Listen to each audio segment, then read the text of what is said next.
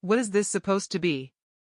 My father's voice cut through the backyard like a knife through glass, and 30 people holding wine glasses went silent all at once. He held the small box between 2 fingers like it smelled bad. And then he slapped me. Hard. Right across my face. It happened in front of the long table I'd spent all morning setting up for his birthday party. Paper lanterns swaying above us. Neighbors from 3 houses down. My aunt is holding a fork halfway to her mouth. My stepbrother filmed the whole thing on his phone like it was entertainment. The sound of the slap echoed against the wooden fence. For a moment, nobody moved. My cheek burned so badly I tasted metal. I didn't know it then, standing there in the backyard of my father's house on the edge of Boulder, Colorado, but that slap would be the last thing David Mercer would ever do to me. Because exactly 2 weeks later, a judge would sit behind a tall wooden bench and take everything from him. His house. His reputation. His freedom to ever control my life again. But that night, all I had was a bruise forming under my eye and a gift box sitting on the grass between us. Before I go any further, take a second to subscribe to Women Reddit Stories if you connect with stories like this. And if you're watching right now, drop a comment telling me where you're listening from and what time it is there. I read every single one. My name is Leah Carter. At least, that's the name I thought was mine for most of my life. I'm 22 years old now. But to explain how my father ended up standing alone in a courtroom 2 weeks after hitting me, we have to go back to that morning. The morning of his 56th birthday. The last day I ever lived in his house. My alarm went off at 4:45 a.m. I turned it off before it could beep a second time. Not because I'm a morning person. Because waking up first meant finishing the chores before my father woke up and started pointing out everything I'd missed. The house sat at the end of a quiet cul-de-sac outside Boulder, a 2-story craftsman with cedar siding and a wraparound porch. The kind of house people slow down to admire when they drive past. Most of them probably thought the place ran itself. They didn't know that by sunrise, I had already swept the patio, washed last night's dishes, taken the trash out to the curb, wiped down the outdoor furniture, and started the coffee maker. All before my father came downstairs. My room wasn't upstairs like everyone else's. It was the laundry room. Or at least the half of it where someone had shoved a narrow mattress against the wall. The dryer rattled every time it ran. There was no window. Just a single bulb that buzzed faintly when you turned it on. I'd been sleeping there since I was 14. Before that, I slept on a fold-out couch in the den. My stepbrother Kyle had the largest bedroom upstairs. King-size bed. Gaming setup. Mini fridge stocked with energy drinks my father bought him every week. Kyle was 19 and had never washed a dish in his life. Because that was what I was for. I worked evenings at a diner off Highway 36 called Mountain View Grill. Minimum wage plus tips. Most nights I came home smelling like fryer oil and coffee grounds. For 3 months, I saved every extra dollar. Not for rent. Not for school. For my father's birthday gift. It was a watch. Nothing fancy. Just a simple leather strap watch from a store in downtown Boulder. $96. Which doesn't sound like much until you realize that's almost 10 hours of waiting tables. I wrapped it in plain brown paper because gift bags cost extra. When I finished wrapping it, I sat on my mattress in the laundry room and looked at the box for a long time. Thinking maybe this time would be different. Maybe this time he'd actually smile. The first guest arrived around 5 p.m. Neighbors. Church friends. A couple of men from the construction company my father owned. By 6 o'clock the backyard was full. Music playing through outdoor speakers. String lights glowing above the patio. Kyle passed out drinks like he was hosting a nightclub. My stepmother Linda walked around greeting everyone like she'd organized the whole evening herself. My father stood near the grill telling stories about job sites and laughing louder than anyone else. When people asked who'd done all the decorations, Linda smiled politely. "Oh, Leah likes to help," she said. Her tone always made the word help sound like charity. I carried trays of food from the kitchen. Refilled drinks. Cleared plates. Nobody noticed. Except for one person. Mrs. Ortega from next door leaned toward Linda and whispered something I wasn't meant to hear. "Doesn't Leah sit down with you guys?"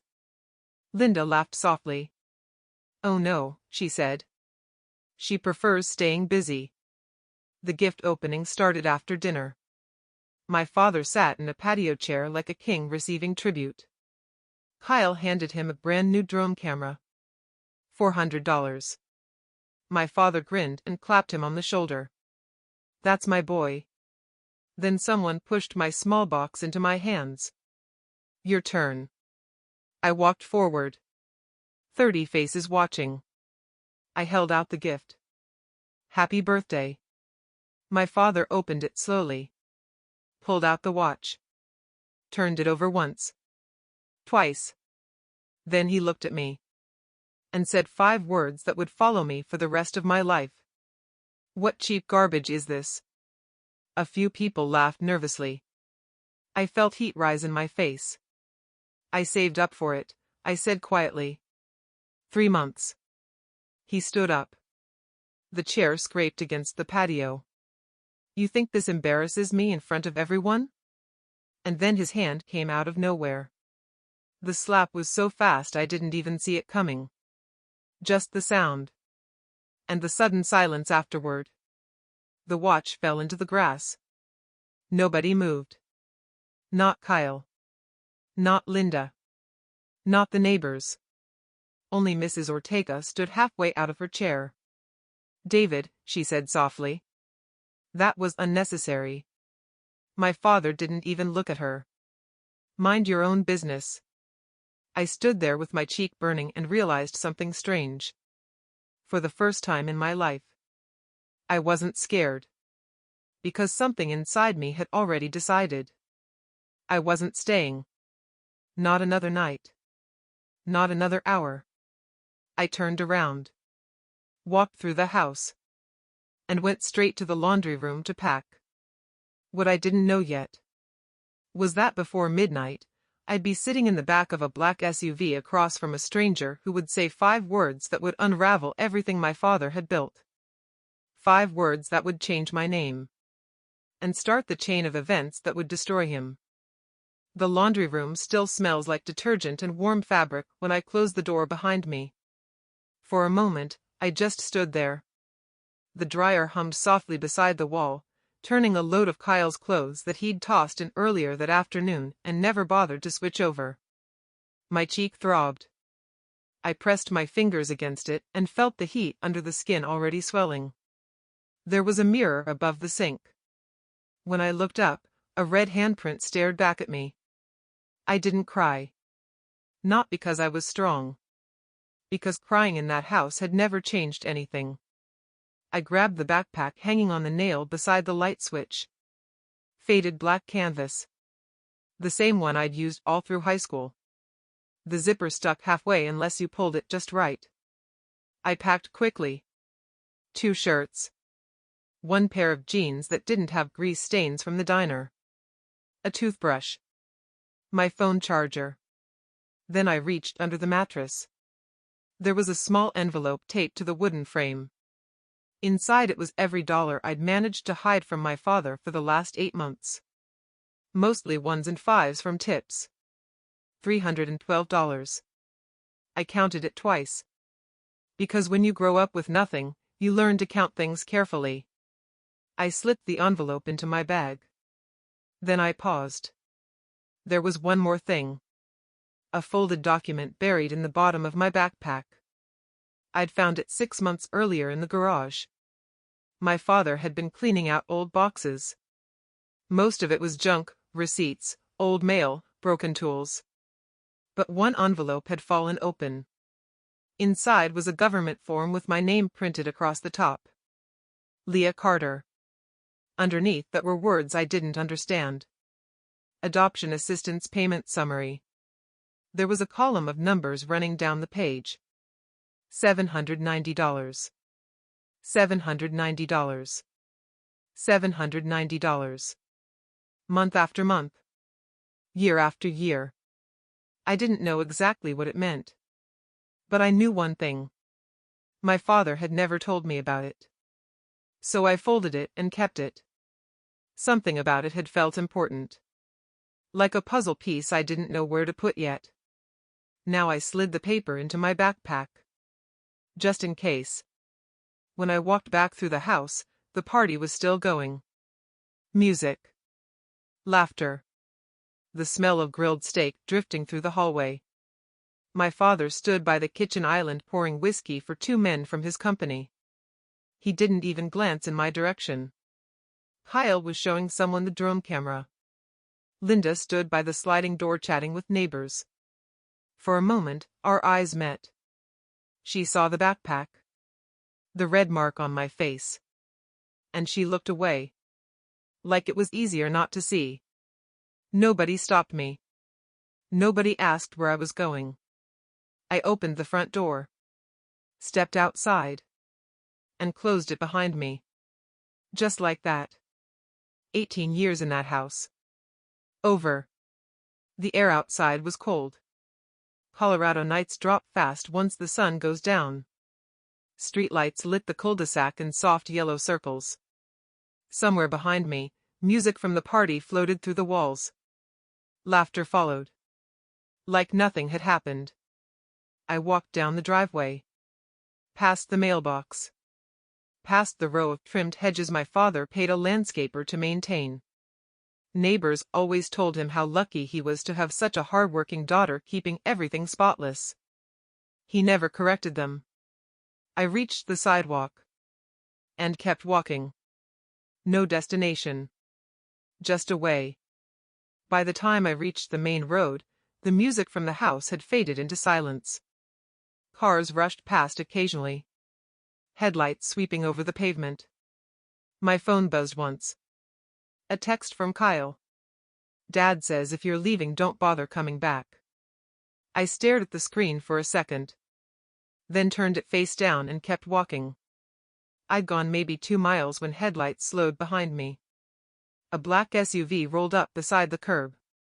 The kind of car you see parked outside law offices and expensive restaurants. It pulled ahead 10 feet. Then stopped. The back door opened. Every instinct I had told me to keep walking. Instead, I froze. Because the man stepping out of the SUV looked at me like he'd been searching for me his entire life. He was tall. Mid-50s maybe. Salt and pepper hair. Dark coat was tailored so perfectly it looked like it belonged in a magazine. But his hands were shaking. I could see it even from where I stood. He took a slow step forward. "I'm sorry to stop you like this," he said. His voice cracked slightly on the last word. I know this must seem strange. I didn't say anything. The passenger door opened and another person stepped out. A woman. Shorter. Sharp eyes. Red hair pulled into a tight bun. She carried a leather briefcase and stood slightly behind him. Watching everything. The man swallowed. Then said 5 words that made the world tilt sideways. "I think you're my daughter." For a second, the street went completely silent. No cars. No wind. Nothing. "That's not possible," I said. "My dad lives back there." I pointed vaguely toward the neighborhood I'd just left. The man's expression tightened. "He's not your father." Something inside my chest went cold. "You don't know that." The woman stepped forward slightly. "My name is Elena Graves," she said calmly. "I'm an attorney specializing in family law." She nodded toward the man. "This is Daniel Whitaker." He was still looking at me. Like he was afraid I might disappear. "We've been trying to find you for a very long time," Elena said. "How long?" I asked. Daniel answered quietly. 20 years. My grip tightened on the straps of my backpack. That's impossible. Daniel reached slowly into his coat pocket. Pulled out a photograph. The edges were worn from being handled too much. He held it out carefully. It showed a young woman with dark hair holding a toddler on her hip. The toddler had curly hair. And bright green eyes. Eyes exactly like mine. That's your mother, Daniel said softly. She died when you were 2. I stared at the picture. Then back at him. And suddenly the cold feeling in my chest spread everywhere. Because the woman in the photo had my face. The same nose. The same eyes. The same slight tilt of her smile. And for the first time in my life, I wondered if the man who had just slapped me in front of 30 people had ever really been my father at all. The inside of the SUV smelled like leather and something faintly citrus, the kind of clean scent you only notice when you've spent most of your life in places that never quite smelled clean at all. I sat on the edge of the back seat with my backpack in my lap. Daniel Whitaker sat across from me. Elena Graves had taken the front passenger seat, her briefcase already open as if she had expected this moment to happen tonight. The engine hummed quietly. Warm air flowed through the vents. It was the first time all evening I wasn't cold. Daniel kept glancing at my face.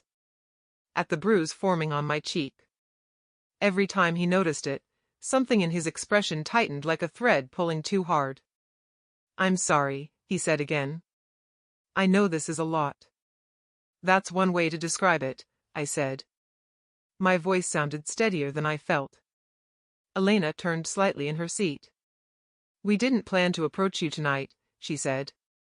We've been monitoring the situation carefully for months. Monitoring? I repeated. Daniel exhaled slowly.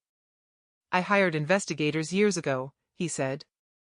At first we had nothing. The adoption records were sealed. The name had been changed. It was like you vanished. He paused. But about 8 months ago someone finally found a lead. I felt my stomach tighten. The diner? I asked quietly.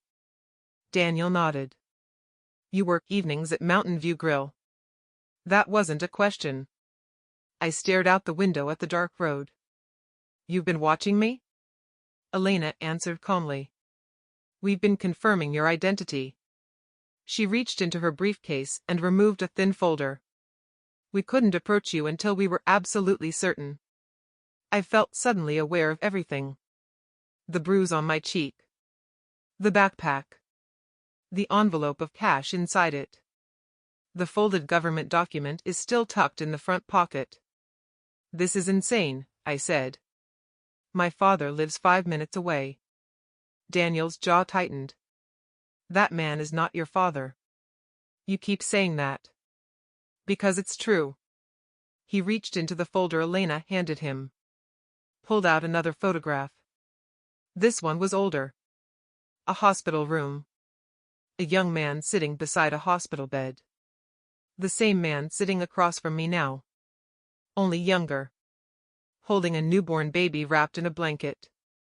That's you, he said quietly. The baby had green eyes. Just like mine. You were born at St. Joseph Hospital in Denver, he continued. Your mother's name was Rachel Whitaker. My chest felt tight. And you? My name is Daniel Whitaker. His voice softened slightly. I'm your father. For several seconds nobody spoke. Then I said the only thing my brain could manage. That doesn't make sense. Daniel nodded slowly. It didn't make sense to me either. He leaned back slightly, as if settling into a story he'd carried for years.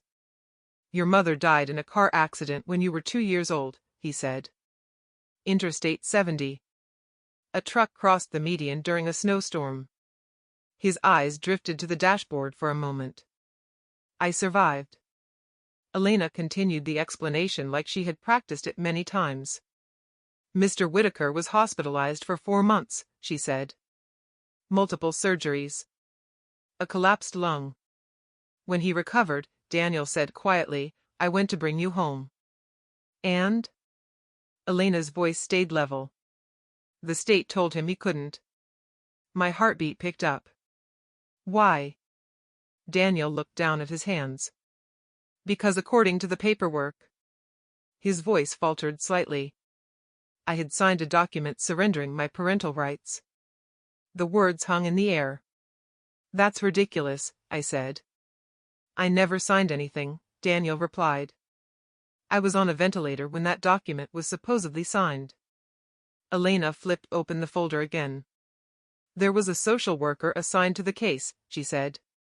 His name was Harold Baines. She slid a photocopied form across the seat toward me. At the bottom was a signature. Daniel Whitaker. Neat.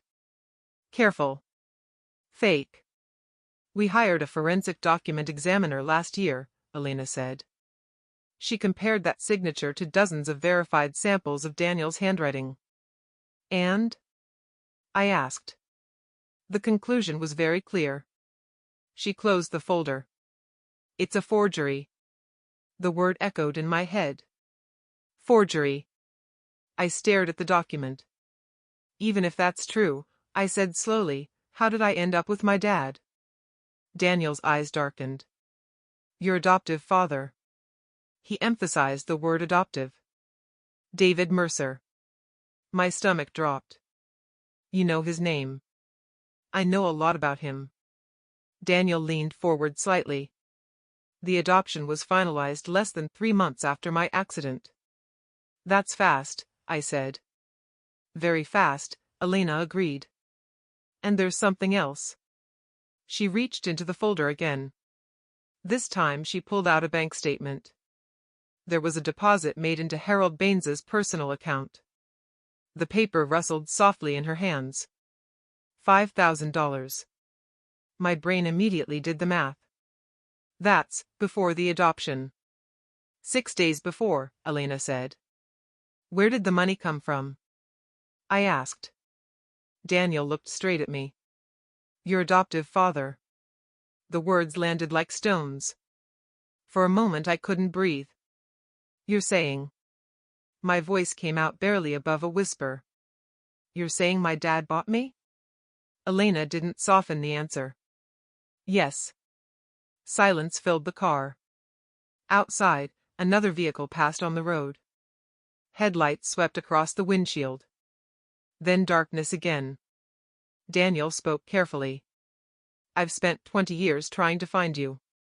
His voice cracked slightly on the word years. I hired investigators. Lawyers. Anyone who could reopen the case. And now? I asked.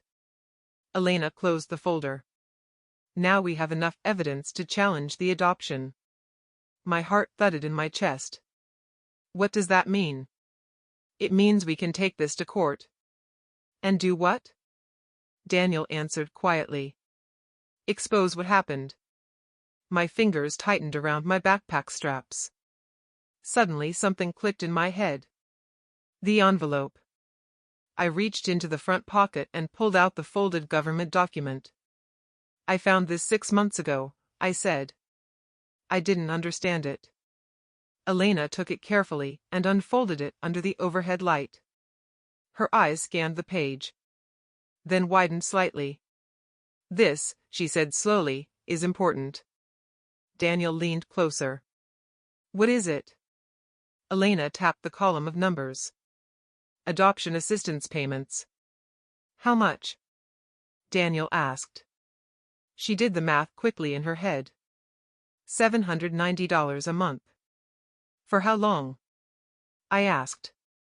Elena looked up at me. Since the adoption was finalized. Daniel frowned.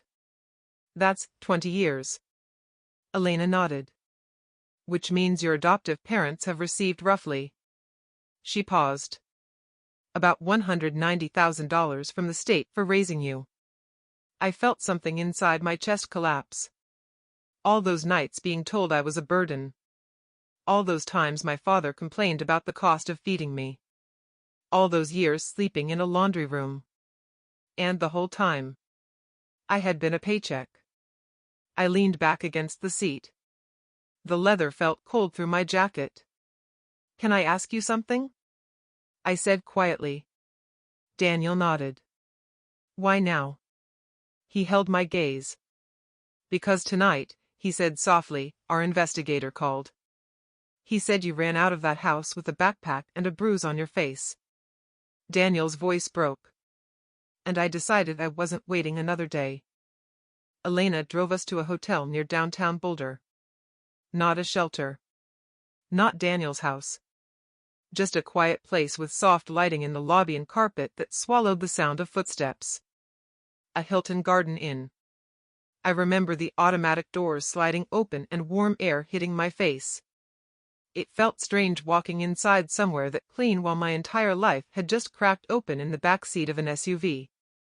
Daniel checked us in at the front desk. 2 rooms. Adjoining doors. He didn't even look at the price on the screen. When the receptionist handed him the key cards, he paused and looked at me. You can take as much time as you need, he said gently. I'm not going anywhere. That was the first moment all night something inside my chest shifted. Not trust. Not yet. Just space.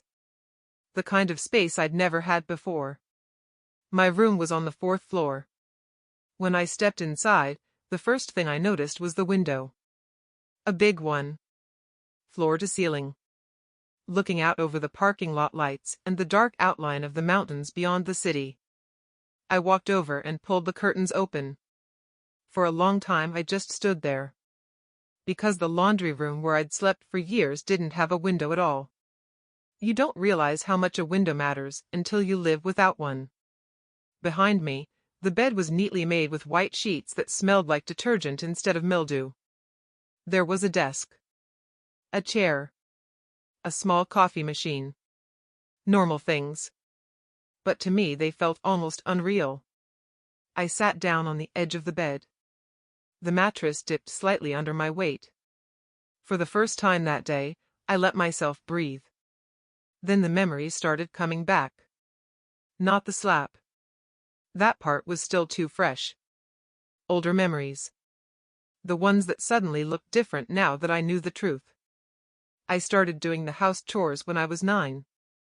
At least that's when I remember my father first handing me a list. Responsibility builds character, he'd said. By 12 I was doing all the laundry. All the dishes. Most of the cooking. Kyle never had chores. He's busy with school, my father would say. Kyle had a car when he turned 16. A silver Honda Civic. I got a bus pass. 1 month later it expired. Nobody renewed it. So I walked to work. 45 minutes each way. Winter. Rain. Didn't matter. When I asked for a driver's license at 17, my father laughed. What do you need that for? He said. You don't have anywhere to go. At the time, I believed him. Now I understood something else. If I had a license, I might have left. There was a knock on the connecting door. I opened it. Daniel stood there holding 2 cups of coffee. He looked like he hadn't slept. I didn't know if you drink coffee, he said. I do. He handed me one carefully. Then sat in the chair across the room, leaving space between us. Like he was afraid to get too close. For a few minutes we drank quietly. Finally I said the thing that had been circling my brain all night. I need proof. Daniel nodded immediately. Of course. A real DNA test, I said. Not photos. Not stories. Elena already scheduled one, he replied. There's an accredited lab in Denver. I studied his face. He didn't look offended. Didn't look impatient.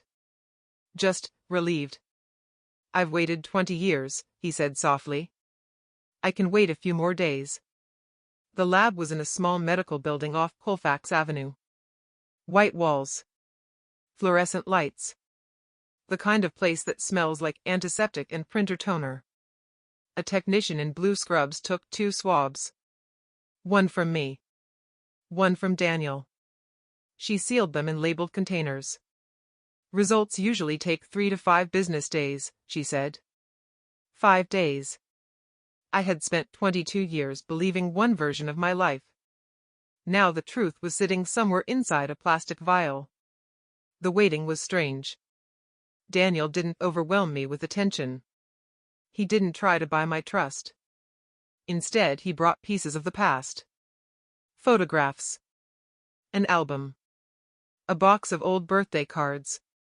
In one picture, my mother sat on a porch swing, laughing at something off camera. Her hair blew across her face in the wind. I had the same hair.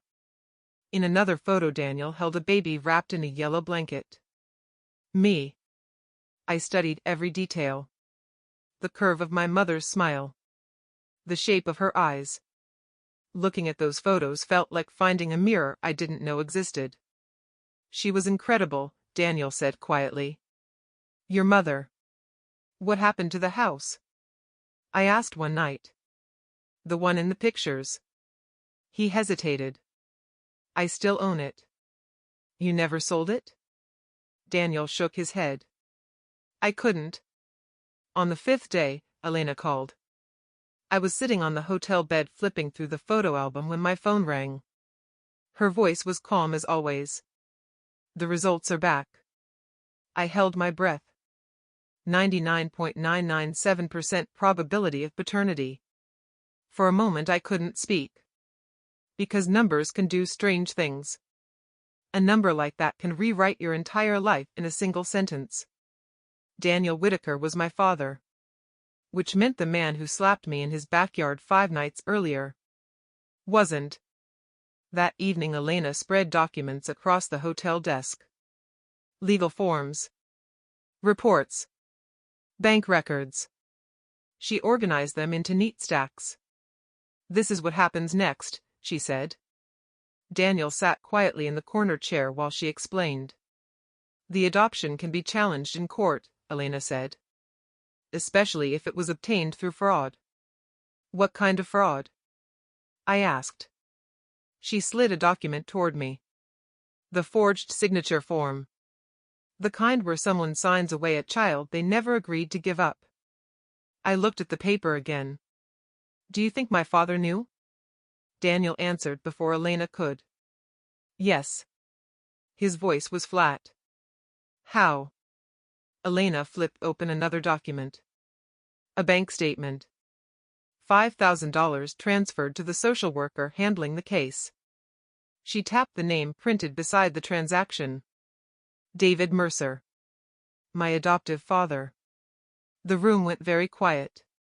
For a long moment nobody said anything. Then I whispered the thought that had been forming in my mind all week. So he didn't just adopt me. Daniel's jaw tightened. He bought you. That night I lay awake staring at the ceiling. Not because I was afraid. Because the pieces of my life were rearranging themselves in my head. Every insult. Every chore. Every reminder that I should be grateful for having a roof over my head. Now they looked different. Because a roof over my head had been worth $790 a month to the man who called himself my father. And suddenly something else came back to me. A memory from 2 weeks before the birthday party. The night my father called me into his office. The night he asked me to sign a document. At the time I hadn't understood why it mattered so much to him. Now I did. And that realization made my stomach drop. Because the slap at the party had never been about the watch at all. 2 weeks before the birthday party, my father had called me into his office. He never invited anyone into that room. Not Kyle. Not Linda. Definitely not me. The door was usually closed. The blinds drawn. Inside, everything was arranged with the kind of careful order that made the room feel less like an office and more like a control center. Mahogany desk. Leather chair. Shelves lined with books that looked impressive but were still stiff from never being opened. When he told me to come in that night, I remember hesitating in the hallway. Because the tone in his voice had been different. Not angry. Not impatient. Something colder. more deliberate. Sit down, he said. Not please sit. Just sit down. I took the chair across from his desk. He slid a folder toward me. Blue tab sticking out of the side. The pages inside were thick with legal language. Paragraphs that looked like they'd been written specifically so nobody without a law degree could understand them. What is this? I asked. A guardianship agreement, he said calmly. For your protection. I flipped through the pages slowly. Most of the words blurred together. But one section caught my attention. It said I would remain under his financial supervision because I was not capable of independent living. I looked up. I'm 22, I said. And I work. At a diner, he said. The way he said it made the word sound like a stain. You have no savings. No degree. No identification documents of your own. He leaned forward slightly. If you left this house tomorrow, you'd be homeless within a week. At the time I hadn't known if that was true. Because every important document in my life had always been in his possession. Birth certificate. Social security card. Everything. Why do I need to sign this? I asked. His answer came instantly. So the state assistance continues. Something in my chest tightened.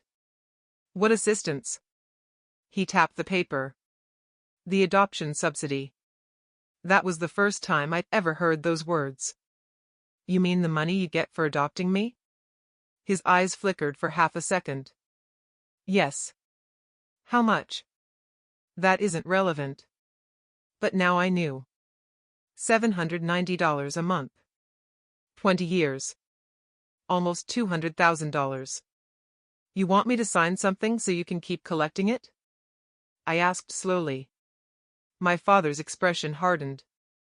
It's compensation for raising you. The room went silent. Did you ever think of it that way before? He asked. As compensation? I stared at him. And for the first time in my life, I didn't feel like the powerless one in the room. I'm not signing this, I said. His eyes narrowed. You don't understand the position you're in. No, I said quietly. I think I do. He closed the folder slowly. The movement was careful. Controlled. Like someone putting a weapon back into a drawer. We'll revisit this conversation later, he said. That was the night I started sleeping with my backpack half-packed. Because something in the way he looked at me told me the situation wasn't finished. I just didn't know how far he was willing to go. Back at the Hilton, Elena listened to the whole story without interrupting. When I finished, she leaned back in her chair. That document is very important, she said. Why? Because it shows intent. Daniel frowned slightly. What kind of intent? Elena tapped the table with one finger. Your adoptive father knew the subsidy payments would stop once Leah became legally independent. And he tried to extend control, Daniel said. Exactly. She opened her briefcase again. More documents. More pages. More pieces of the puzzle sliding into place. There's something else you should know, Elena said. About your father. Which one? I asked. She didn't smile. David Mercer. She slid a printed report across the table. Yesterday we filed a request with the Colorado Department of Human Services. What did they say? Daniel asked. They confirmed the adoption assistance payments. $790 a month, I said. Yes. For how long? Elena turned the paper toward us. 241 months. Daniel did the math instantly. That's $193.90, Elena finished. The number hung in the air. Almost $200,000. For raising a child who slept in a laundry room. I leaned back in my chair. For a long time nobody spoke. Then Daniel asked quietly. Can the adoption be reversed? Elena nodded. If we prove it was obtained through fraud. And the forged signature? I asked. That's our strongest evidence. She closed the file. But there's one more piece we need. What's that? A witness. The next afternoon Elena drove to a small house 3 streets away from my father's. I hadn't been back to that neighborhood since the night I left. Seeing it again made my stomach twist. Same sidewalks.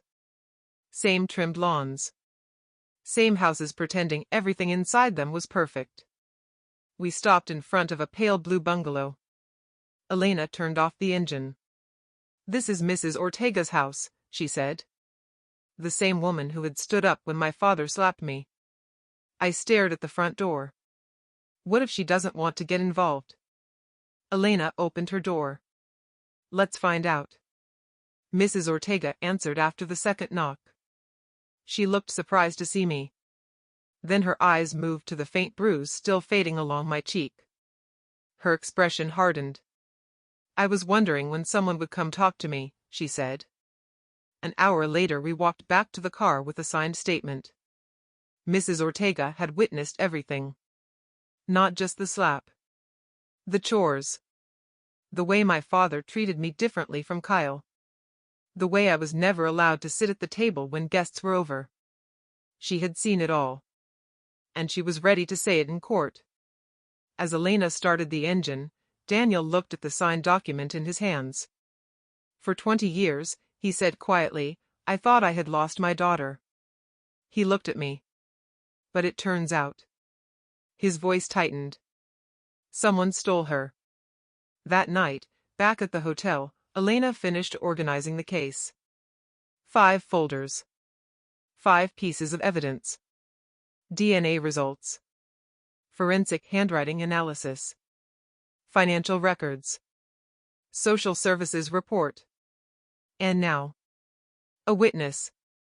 She stacked them neatly on the desk. "A judge will see this very differently than your father expects," she said. I stared at the folders. A lifetime of silence reduced to paperwork. "Do you think he knows what's coming?" I asked. Daniel shook his head slowly. "No." Elena closed the final folder. "But he's about to." The courthouse in Denver was older than I expected. Red brick. Tall windows. A stone staircase worn smooth from decades of footsteps climbing up and down. Inside, the air smelled faintly like paper, floor polish, and old heating pipes. Every sound echoed in the hallway. Shoes on tile. Voices carried farther than people intended. It was strange walking through a place where lives changed quietly behind wooden doors. We arrived just before 8:30 a.m. Daniel walked beside me. Elena slightly ahead, already focused, already thinking 3 steps ahead of whatever would happen inside that courtroom. Behind us came Mr. Collins, the social services investigator Elena had worked with over the past week. He carried a gray banker's box filled with documents. Evidence. Proof. Things that had taken 20 years to assemble. I wore a navy blazer Elena had insisted we buy the day before. Not expensive. Just something simple and clean. Something that didn't look like a diner uniform. My hair was pulled back into a low knot. No jewelry. Not because Elena suggested it. Because I didn't own any. The courtroom doors were still closed. We waited in the hallway. And then I saw him. My father. David Mercer arrived exactly 10 minutes later. Gray suit. Polished shoes. The same confident stride he used when walking into business meetings. Linda walked beside him in a cream-colored coat. Kyle trailed behind them looking bored. My father's lawyer carried a single leather briefcase. That was it. One briefcase. Compared to the banker's box sitting beside Elena. For a moment my father didn't notice me. Then his eyes moved across the hallway. And stopped. First on my face. Then on Daniel. Then on Elena. Then on the box of documents. His expression didn't collapse. It recalculated. I'd seen that look before. The one he used when a contractor tried to renegotiate a job halfway through. He was already adjusting the story in his head. Already preparing to win. The courtroom doors opened. The clerk called the case. We all filed inside. Wooden benches. American flag beside the judge's bench. A large clock ticking steadily above the back wall. The judge entered a few minutes later. Judge Patricia Alvarez. She adjusted her glasses and reviewed the case file. Elena Graves, she said. You may begin. Elena stood. Her voice was calm. Clear. Precise. Your Honor, we are here to present evidence that the adoption of Leah Carter, formerly Leah Whitaker, was obtained through fraud. She laid the first folder on the table. Specifically, the forged consent of her biological father. The courtroom stayed quiet. My father's lawyer shifted slightly in his seat. Elena presented the DNA results first. The lab certification. The chain of custody. The number that confirmed everything. 99.997% probability of paternity. Judge Alvarez nodded slightly. Continue. The second folder opened. The forensic handwriting analysis. A 42-page report from a certified document examiner. Elena read the final sentence aloud. The signature on the parental relinquishment form was not written by Daniel Whitaker. My father's lawyer stood. Your Honor, the adoption decree has been legally recognized for over 20 years. Elena didn't turn around. A decree based on a forged signature is not legal closure. She paused. It is concealed fraud. Judge Alvarez looked over the rim of her glasses. Sit down, counselor. The lawyer sat. Then came the financial records. Elena projected the document onto the courtroom screen. A long list of numbers appeared. Month. After month. After month. $790. Judge Alvarez studied the screen. Explain. Elena spoke carefully. The state of Colorado has paid the adoptive household $790 per month in adoption assistance since the adoption was finalized. She turned toward my father. Mr. Mercer, that totals approximately $190,000. My father straightened in his chair. That money was used for her care. Elena nodded calmly. That's what we're here to examine. She called the investigator to the stand. Mr. Collins described the house. The laundry room. The lack of medical records after age 15. The absence of personal identification documents in my possession. Judge Alvarez listened carefully. Finally, she asked a single question. Based on your investigation, were those funds used for the intended purpose of supporting the child? Mr. Collins answered plainly. No, Your Honor. Then Elena called the witness. Mrs. Ortega walked slowly to the stand. She wore the same navy cardigan she always wore while gardening. But her voice was steady. I've lived next door to that family for 12 years, she said. I saw that girl doing every chore in the house while the son did nothing. She paused.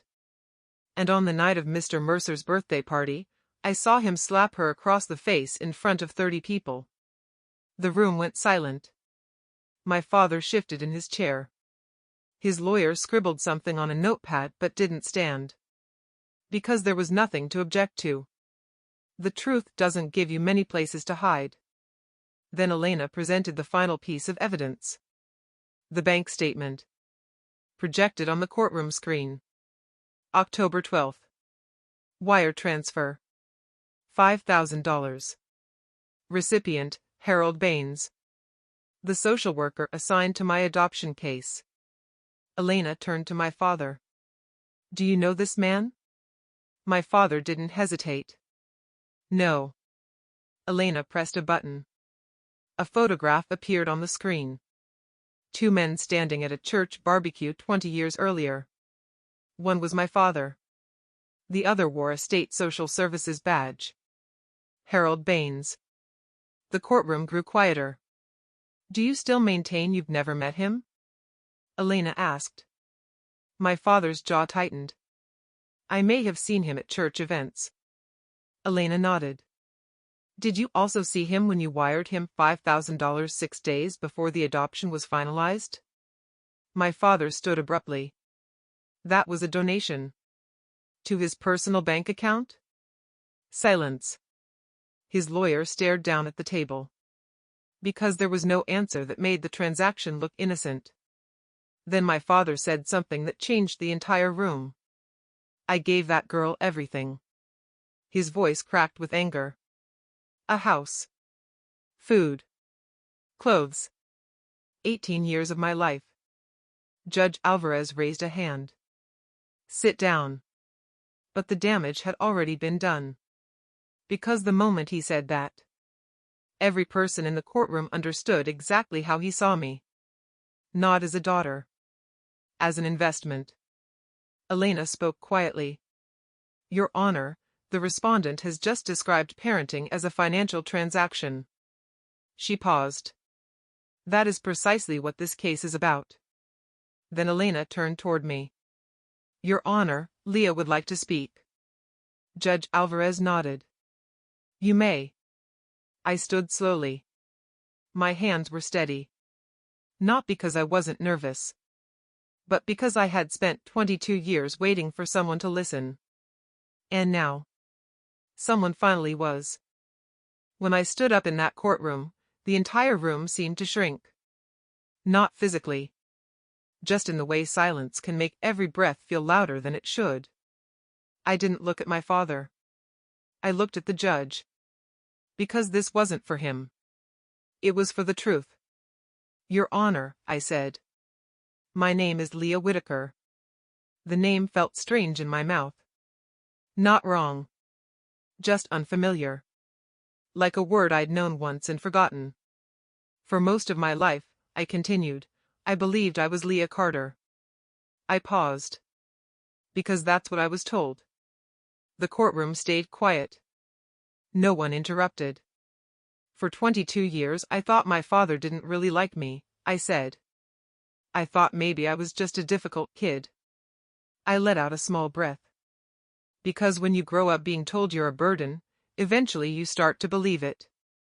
I didn't look at my father. But I could feel him sitting across the room. Rigid. Angry. Still convinced this was all some misunderstanding that would eventually resolve in his favor. So when Mr. Mercer says he gave me everything, I continued, I want to explain what everything looked like. I raised one hand slightly. Everything was a mattress in the laundry room. No reaction from the judge. Just quiet attention. Everything was doing the dishes every night while everyone else watched TV. Everything was walking 45 minutes to work because no one would help me get a driver's license. I paused. Everything was never having my own birth certificate.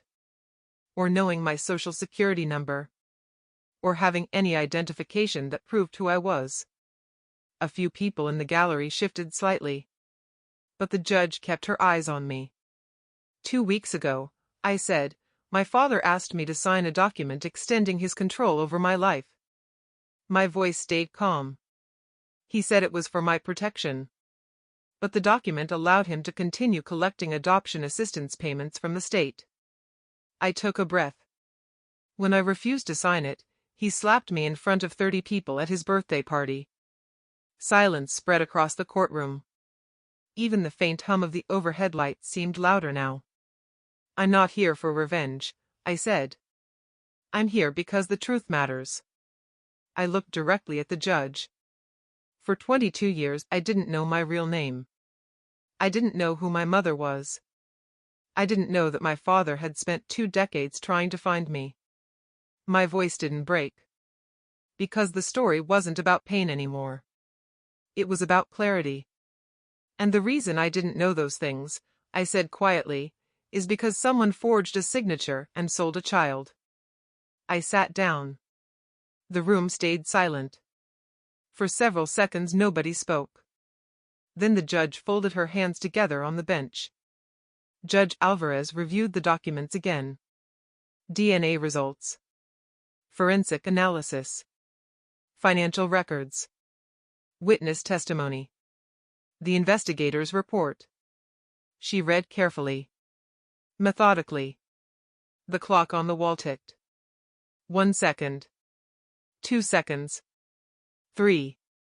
It felt like the entire world was waiting for her next sentence. Finally she looked up. "Mr. Whitaker," she said. Daniel straightened slightly. "The evidence presented to this court is clear." She removed her glasses. The signature on the parental relinquishment document was forged. She paused.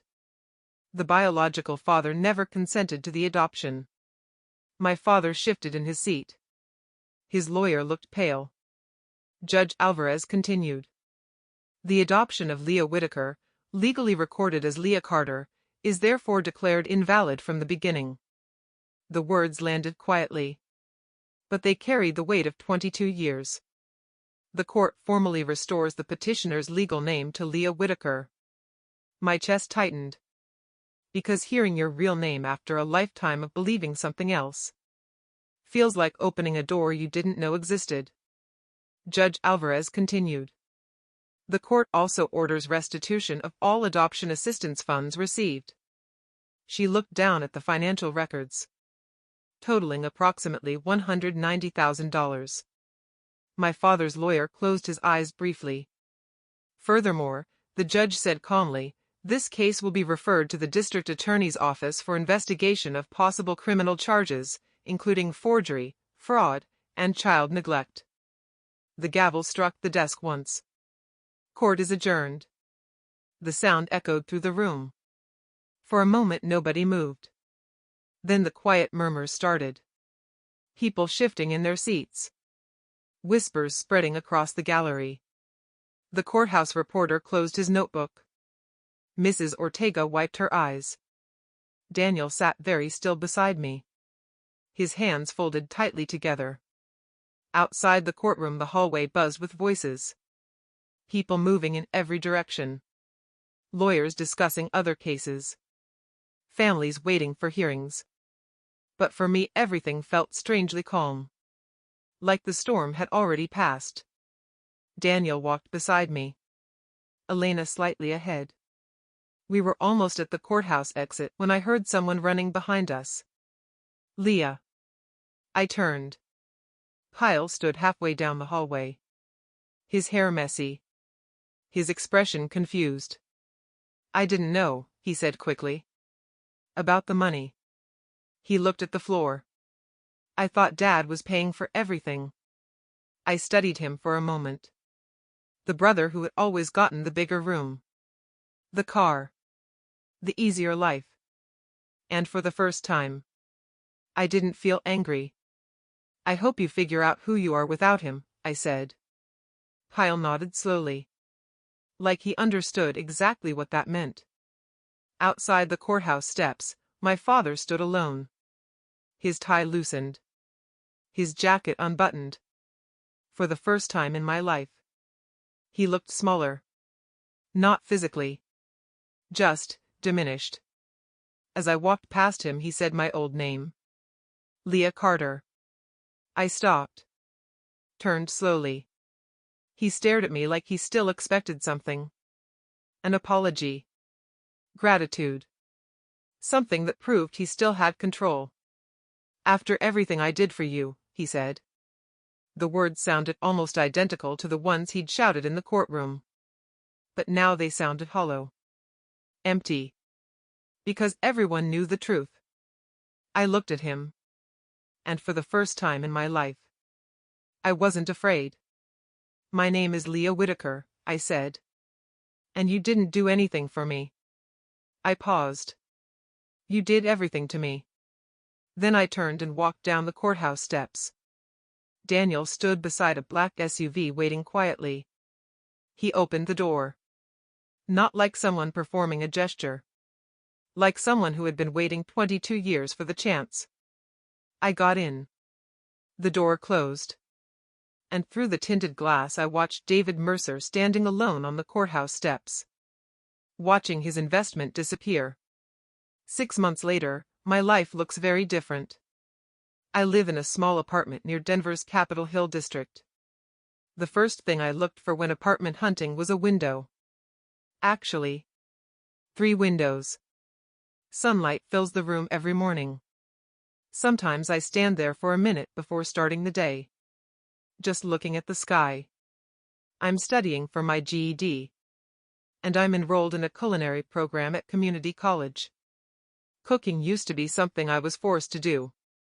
Now it's something I choose. Funny how the same ingredients can mean something completely different when the choice is yours. Daniel and I have dinner together every Sunday. Sometimes at his house. Sometimes at mine. Neither of us knows exactly how to make up for 22 lost years.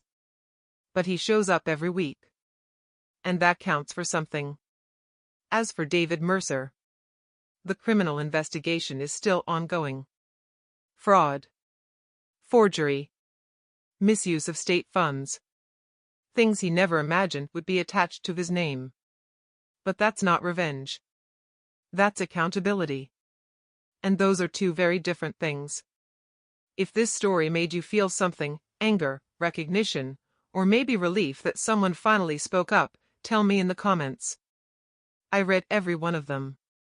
And if you want to hear another unbelievable true story like this one, make sure you're subscribed to Women Reddit Stories. Because sometimes the truth is stranger than anything fiction could invent. Until next time, take care of yourselves. And remember, anyone who tells you that you should be grateful for being mistreated is someone you're allowed to walk away from.